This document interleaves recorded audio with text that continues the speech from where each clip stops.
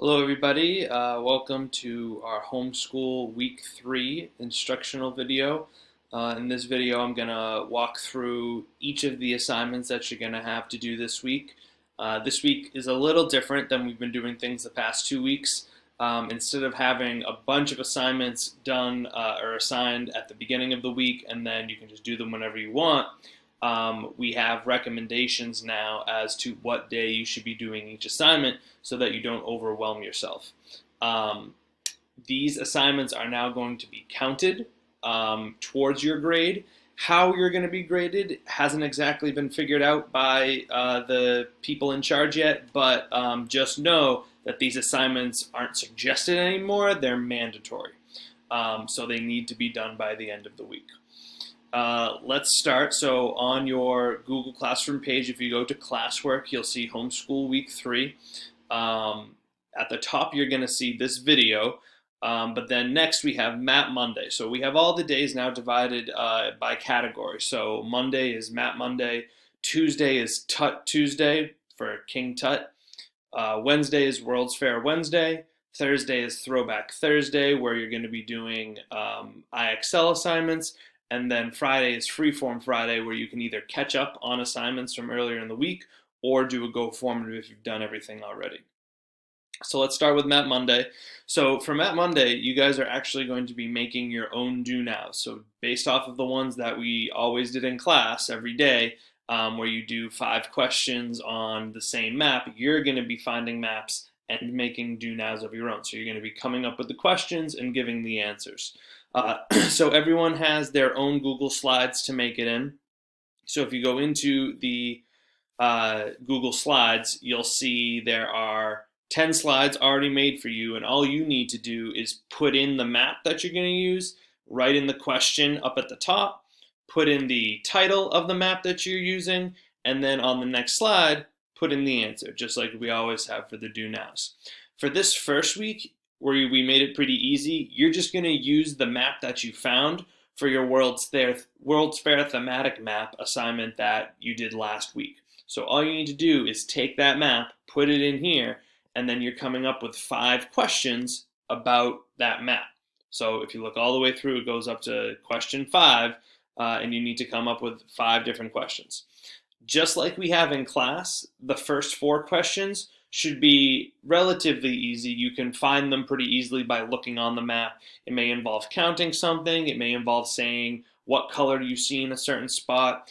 But the last question for Friday, or for question number 5, should be like how we have in class, where it's something that maybe doesn't have one correct answer. Maybe it's asking someone their opinion or why they think the map is made the way that it is. Something that's a little bit higher level. So do your best on Fridays to do that. So that's this assignment. If we go on to Tut Tuesday, so we are going to be doing a CSI style investigation about King Tut.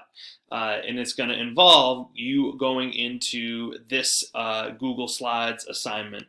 And it's very important that you only do the slides that we say to on the assignment. So if you look here, it says read pages 1, 2, and 3, complete questions on page 3. That means you should not be going past page 3.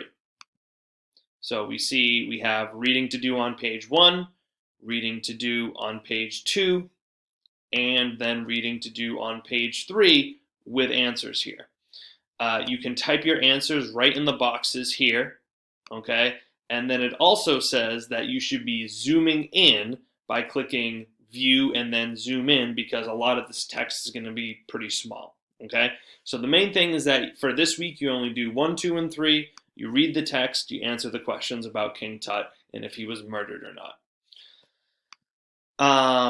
Next after that, we have our World's Fair Wednesday. For this week, we're doing the World's Fair landmark. This one's pretty simple. There's going to be a video in Google Classroom that explains how you need to do this, but essentially, you're finding a famous landmark in your World's Fair country, doing some research on it, filling in this paragraph here using that information, and then putting a picture.